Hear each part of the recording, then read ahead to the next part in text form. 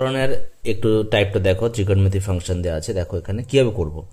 এই যে ফাংশনটা আছে না, এখানে দেখো সাইন এক্স আছে, এইটাকে আমরা জেড ধরতে পারো বা টি ধরতে পারো।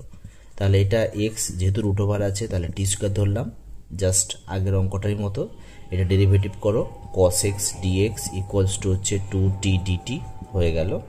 এবার জাস্ট এই ভ্যালুটা এটা মিলে এটা ভ্যালুটা পেয়ে গেলাম। তাহলে 2t dt বাই হচ্ছে এটার ভ্যালু হচ্ছে টি স্কোয়ার, আর এটার ভ্যালু যেহেতু রুট ওভারের মধ্যে একটা টি ওপেন হবে। ব্যাস, দেখো আমাদের অঙ্ক ম্যাক্সিমামটা হয়ে গেছে।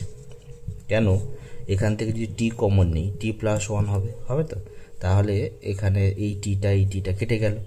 তা 2 যদি কমন নেই, তাহলে কি পাচ্ছি? DT by T plus one.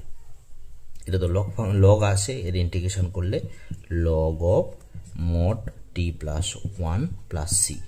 এবার জাস্ট ভ্যালুটা ইনপুট করতে হবে আমাদের। টির ভ্যালু কত? Root over sine X. তাহলে সাইন এক্স প্লাস ওয়ান, এটা হয়ে যাবে আমাদের ফাইনাল অ্যান্সার। Thank you.